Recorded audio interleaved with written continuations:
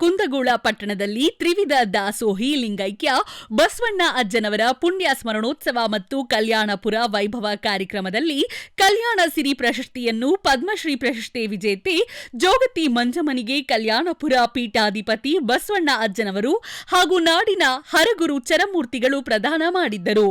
ಸನ್ಮಾನೋತ್ತರವಾಗಿ ಮಾತನಾಡಿದ್ದ ಜೋಗತಿ ಮಂಜಮ್ಮ, ಈ ವೇದಿಕೆ ಸಮಾನತೆಯ ವೇದಿಕೆ. ಇಲ್ಲಿ ಲಿಂಗಗಳ ಭೇದವಿಲ್ಲ. ಸ್ತ್ರೀಲಿಂಗ, ಪುಲ್ಲಿಂಗ ಹಾಗೂ ತೃತೀಯ ಲಿಂಗದ ಸಮಾನ ವೇದಿಕೆ ನನಗೆ ಬಹಳ ಖುಷಿ ಮೂಡಿಸಿದೆ.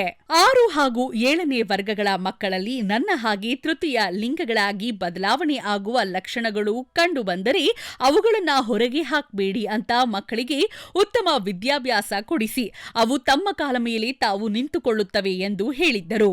ಮಾಜಿ ಸಚಿವರಾದ ಶಂಕರ್ ಪಾಟೀಲ್ ಮುನ್ನೇನಕೊಪ್ಪ, ಮಾಜಿ ಶಾಸಕರಾದ ಮಲ್ಲಿಕಾರ್ಜುನ ಅಕ್ಕಿ, ಡಾ ಮಲ್ಲಿಕಾರ್ಜುನ್ ಬಾಳಿಕಾಯಿ, ಗ್ಯಾರಂಟಿ ಸಮಿತಿ ಅಧ್ಯಕ್ಷ ಸತೀಶ್ ಕೊಬ್ಬಯ್ಯನವರ್, ಸತೀಶ್ ಪಾಟೀಲ್ ಉಪಸ್ಥಿತರಿದ್ದರು. ಜನವರಿ 30ರವರೆಗೆ ಇರುವ ಕಲ್ಯಾಣಪುರದ ಈ ಪುಣ್ಯ ಸ್ಮರಣೋತ್ಸವಕ್ಕೆ ವಿವಿಧ ಗ್ರಾಮಗಳಿಂದ ತಂಡೋಪತಂಡವಾಗಿ ಜನಸಾಗರವೇ ಹರಿದು ಬರುತ್ತಿರುವುದು ವಿಶೇಷವಾಗಿದೆ. ತಾಯಿ ಶತ್ರು, ಅಕ್ಕ ತಂಗಿ ಶತ್ರು, ಅತ್ತೆ ಸೊಸೆಗೆ ಶತ್ರು, ಸೊಸೆ ಅತ್ತೆಗೆ ಶತ್ರು. ಬರೇ ಇಂಥವೇ ನೋಡ್ತಾ ಇರ್ತೀರಿ ದಿನನಿತ್ಯ. ಇವತ್ತು ನಿನ್ನೆಯಿಂದ ಪ್ರವಚನ ಕೇಳಕ್ ಬಂದಿದ್ದೀರಲ್ಲ, ಇವತ್ತು ನೀವು ನಿಜವಾದ ಹೆಣ್ಮಕ್ಳಾಗಿರಿ. ನೀವು ಇವತ್ತು ಪ್ರವಚನ ಕೇಳಕ್ ಬಂದಿದ್ದಾರಲ್ಲ, ನಿಜವಾದ ಹೆಣ್ಮಕ್ಳಾದ್ರಿ. ಅಂತ ಧಾರಾವಾಹಿಗಳನ್ನ ನೋಡ್ಬೇಡ್ರಿ.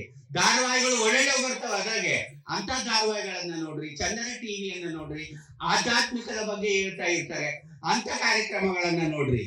ಈ 3/4 kg ಬಣ್ಣ ಹಚ್ಕೊಂಡು 1/4 kg ತುಟಿ ಬಣ್ಣ ಹಚ್ಕೊಂಡು ಚಾ ಮಾಡೋದು, ತಿಂಡಿ ಮಾಡೋದು ಅಂತ ಧಾರಾವಾಹಿಗಳು ನೋಡ್ಬೇಡ. ಅಂತ ಧಾರಾವಾಹಿಗಳು ನೋಡ್ಬರಿ. ಹೆಣ್ಮಕ್ಳ ವೈರಿಗಳು, ಅದ್ರಲ್ಲಿ ವಿಲನ್ಗಳೆಲ್ಲರೂ ಹೆಣ್ಮಕ್ಳು. ಅಂತ ಧಾರಾವಾಹಿಗಳನ್ನ ನೋಡ್ತೀರಿ. ದಯವಿಟ್ಟು ಅಂತ ಧಾರಾವಾಹಿಗಳನ್ನ ನೀವು ನೋಡ್ಬೇಡ್ರಿ. ನೀವು ಧಾರಾವಾಹಿಗಳನ್ನ ನೋಡ್ಕೊಂತ ಕೂತ್ಕೊಂಡ್ರೆ ನಿಮ್ಮ ಮಕ್ಕಳು ಮೊಬೈಲ್ ಅನ್ನು ನೋಡಕ್ ಶುರು ಮಾಡಿ.